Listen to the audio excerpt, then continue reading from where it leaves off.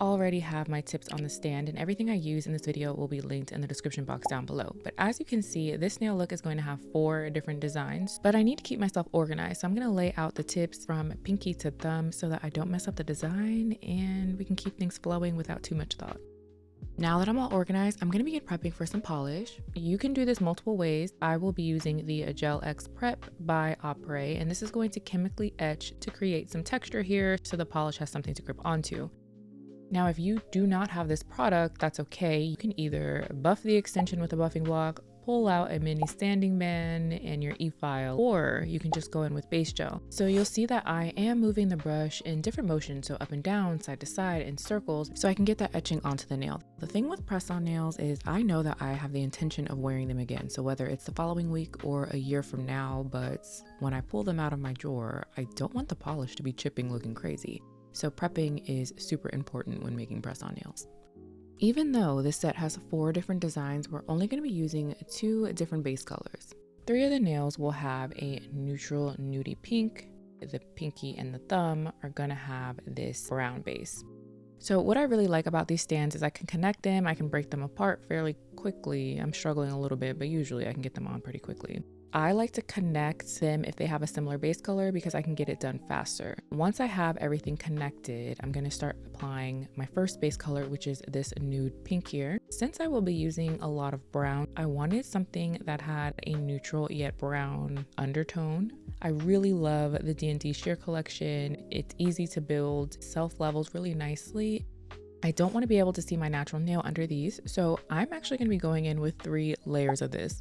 1 layer is just a cute wash of color. You will definitely be able to see my nails under that. And then 2 is okay, but the 3rd is perfect. I'm also being a little generous. We want to build up this color the best we can, but I don't want this color to be opaque. I like it to be slightly sheared.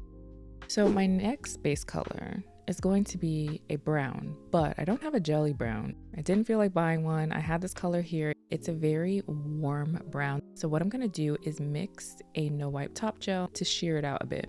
Once I'm done mixing, it'll look just like this. You can see the difference, how it's more opaque here, but a little more sheer on this side. I'm gonna pick this up with a flat brush and begin applying this on the tip. Now it's gonna look a little suspect. I'm not gonna lie to you. When I got done, I was like, I mean, it's cute, but I guess.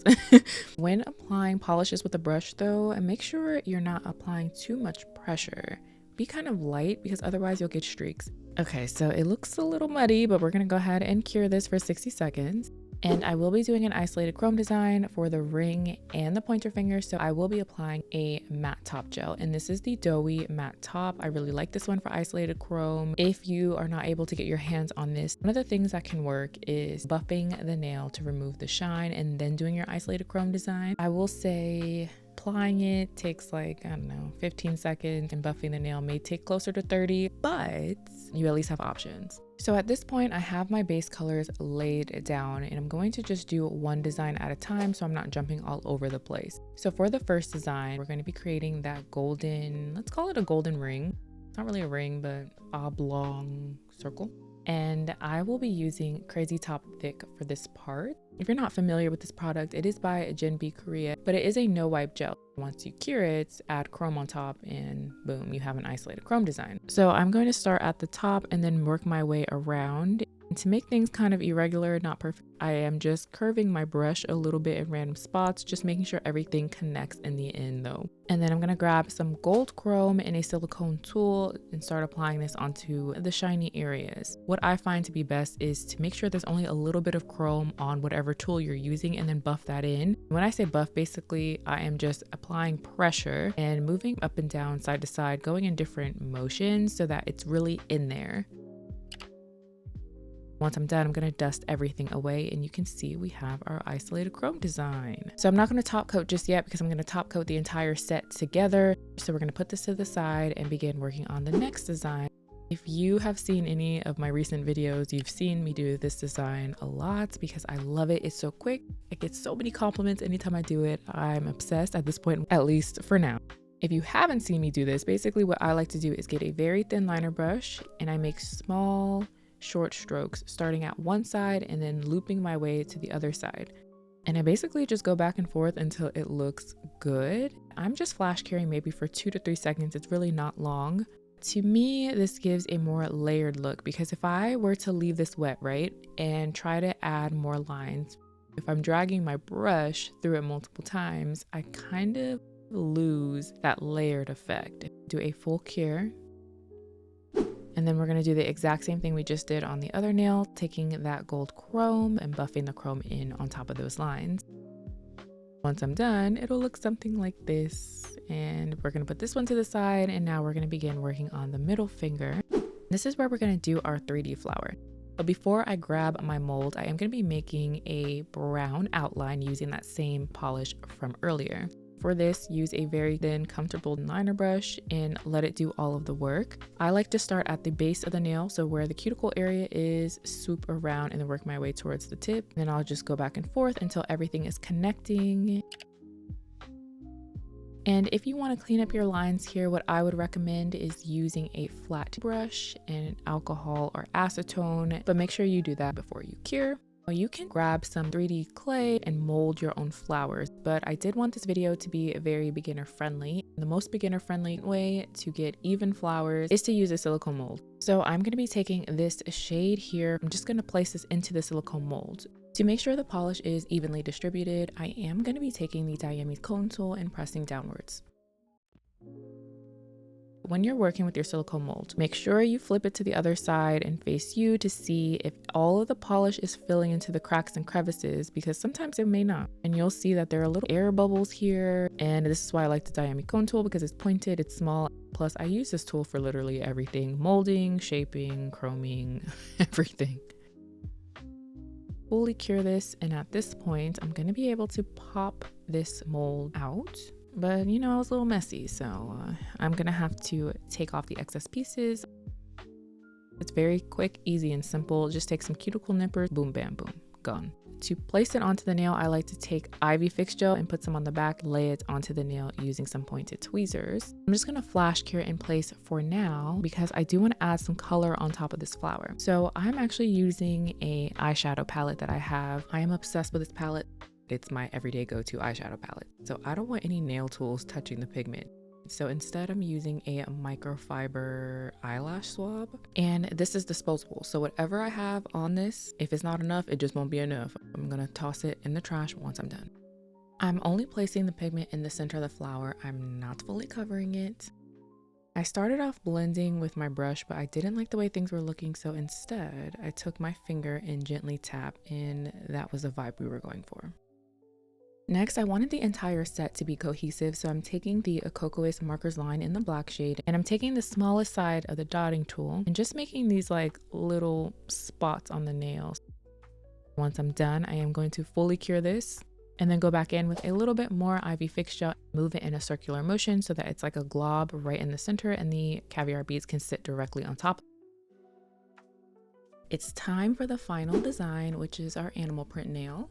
I will be using the Divock Marble Fit collection, and this comes with different colors, but it has its dedicated base. So I'm laying down my Marble Fit base and letting it sit. We're not going to cure, and then grabbing my first color, which is this burnt orange. The Marble Fit collection colors have this like applicator tip, and I'm going to make sure that there's enough product here and begin placing this onto the nail in a zigzag pattern. So I'm starting off at the upper left hand side, going to the right hand side, and then back and forth, as you can see here. I don't want it to be a perfect circle. I do want the shapes to be unique in their own rights. However, even though this collection is great, if you don't have it, it's fine. What you can use is a blooming gel in similar colors to what I will be using. The technique will be the same. I'm gonna sit here and let this bloom. I love watching it do its thing. It's so pretty. At this point, I'm grabbing a deep brown, and I'm gonna do the same exact thing, but this time I'm making sure that the shapes are not as big as the first shapes we laid on the nail, because I don't want the colors blending into one another and this color overpowering our orange.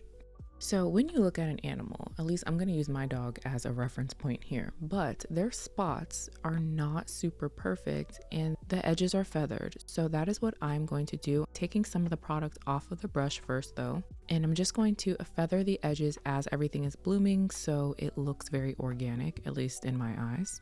This collection is my absolute favorite to pull out anytime I'm doing marble designs, animal print designs like this one, because it makes things super easy. I'm gonna admire this a little bit more and then take my final color, which is this black. But for this one, I am gonna take majority of the product off of the brush, wipe it on the rim of the container, and then take the pointed side. So if you don't have these, a liner brush would do. It is very important to make sure there's not a lot of black onto the brush, because if it drops onto the nail at this point, it's just going to overpower everything we've done. So I'm just going to feather the edges a little bit, pull them down ever so gently, not adding any pressure onto the brush.